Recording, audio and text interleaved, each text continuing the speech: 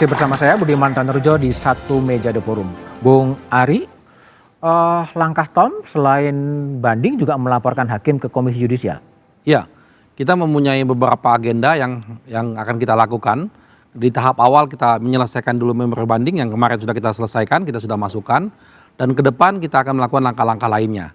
Karena yang kita lakukan ini, misalnya kita melaporkan hakim ke Komisi Yudisial dan ke hakim pengawas. Tujuannya bukan hanya untuk kasusnya Tom Lembong, tapi bagaimana supaya hakim-hakim itu lebih profesional dalam membuat putusan. Putusan yang secara nyata keliru dan membuat masyarakat menjadi bertanya-tanya, itu tadi yang disampaikan oleh Bang Luhut dan Bang Jayadi, membahayakan buat masyarakat hukum kita. Nah, sehingga ini perlu kita harapkan Komisi Yudisial maupun Mahkamah Agung dalam hal ini bidang pengawasannya mengambil tindakan untuk melihat nih putusannya.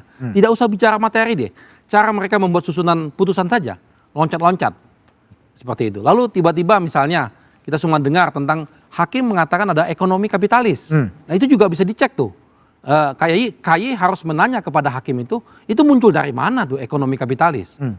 Yang dipermasalahkan Tom Lembong ini salah menunjuk koperasi-koperasi angkatan darat dan kepolisian, kok malah tiba-tiba Tom Lembong malah mendukung ekonomi kapitalis. Ini kan bertentangan.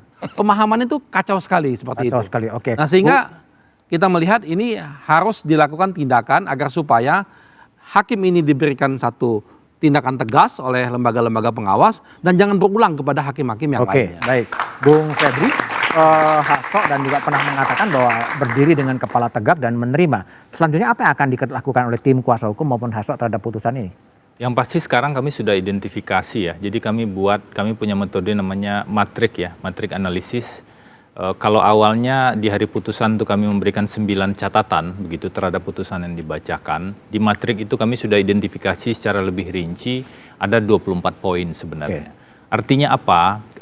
Kalau dikatakan ada persoalan, kita menemukan cukup banyak persoalan dalam proses yang berjalan dan termasuk di putusan. Tetapi harus diakui juga beberapa poin dalam putusan terhadap Pak Hasto kemarin sebenarnya juga ada yang berdampak positif. Jadi harus diakui secara seimbang. Contohnya apa? Majelis Hakim itu menegaskan bahwa pasal obstruction of justice itu tidak masuk di penyelidikan. Jadi bukan sekedar tidak terbukti nih Mas Bu. Tidak masuk di tahap penyelidikan. Ini penting sekali agar orang kemudian tidak ditarik-tarik sedemikian rupa dengan pasal karet. Yang kedua, pasal 21 itu bersifat delik material. Jadi harus dibuktikan. Sekarang kan ada juga kasus yang jalan di tempat lain ya. Jadi harus dibuktikan perbuatan itu berdampak gagalnya proses penyidikan itu. Dan yang ketiga yang juga sangat penting adalah ada penegasan tentang berlakunya prinsip azas non-self-incrimination. Jadi kalau seseorang itu nggak bisa dia dipersalahkan karena apa yang dia ucapkan atau yang kemudian dia lakukan. Seseorang itu dilindungi dalam konteks itu. Meskipun kami menemukan inkonsistensi nih di putusan untuk dakwaan kedua. Kami sudah catat ada 24 poin. Artinya semua catatan itu sebenarnya siap dan akan digali lebih jauh. Meskipun keputusannya masih ada 2 hari untuk banding atau tidak. Oke, baik. Bang Luhut, jadi kalau situasi publiknya, respon publiknya seperti itu, langkah apa yang bisa dikerjakan oleh kejaksaan dalam kasus Tom Lembong ini? Apa yang bisa memperbaiki bahwa tidak ada diskriminasi dalam penegakan hukum? Ya,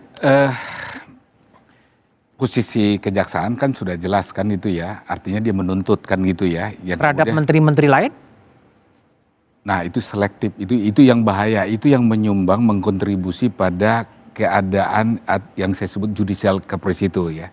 Tapi memang ada hal lain yang ingin saya sampaikan adalah tentang kepastian itu tadi, khususnya dalam tahap praadjudikasi.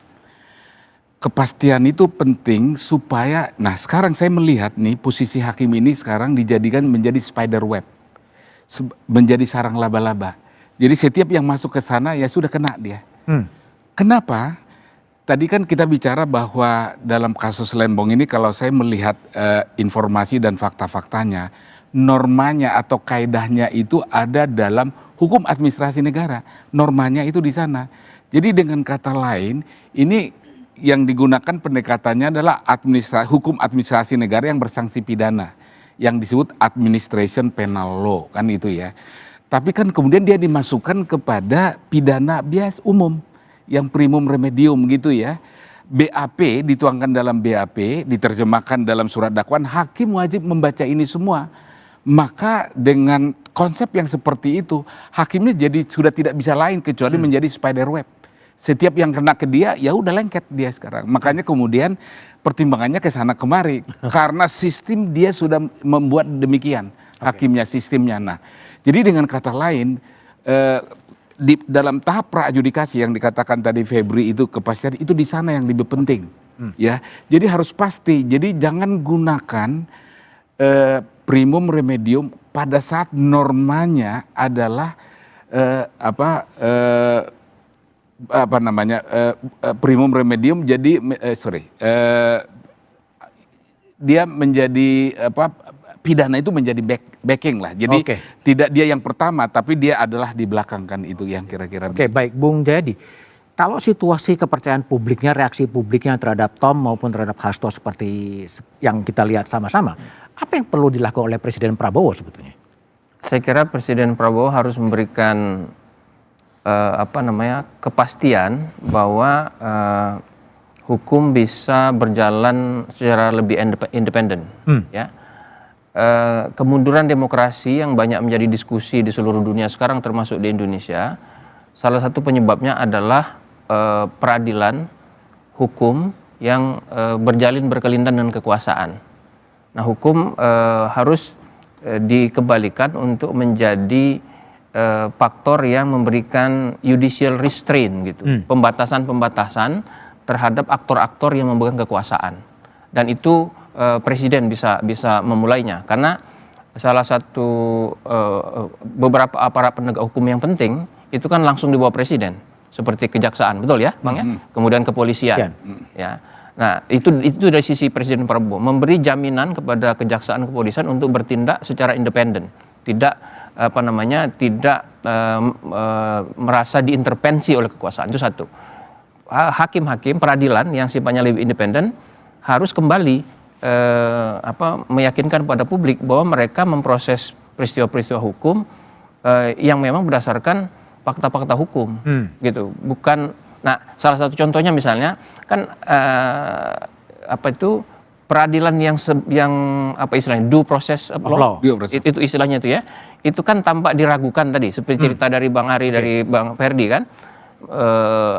Soal mens rea, soal pasal yang elastis, kemudian soal kenapa kok hanya Tom Lembong yang diproses padahal banyak yang lain gitu.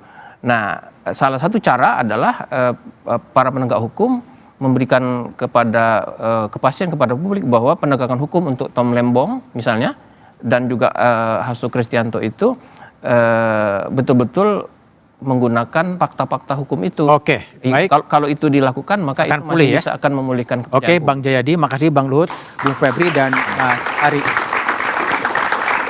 Dua vonis jatuh dalam waktu berdekatan. Hasto Kristianto, politisi yang kritis terhadap kekuasaan, Tom Lembong, mantan menteri yang berbeda posisi politik.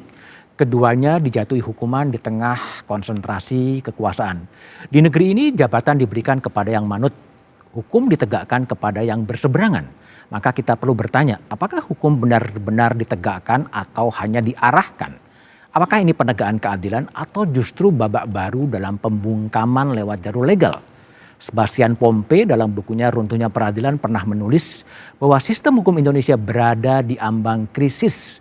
Maka apakah vonis Hasto dan Tom Lembong hari ini adalah pamungkas dari cerita panjang tentang runtuhnya negara hukum dan kebangkitan negara kekuasaan yang membungkus dirinya dalam prosedur? Satu Meja The Forum, tempat kita bicara terus terang bahwa hukum tak boleh jadi alat untuk mengalahkan, tapi jembatan untuk menegakkan keadilan. Tetap di Kompas TV dan saksikan Kompas Malam. Saya Budiman Tanerjo. Terima kasih dan sampai jumpa. Selamat malam.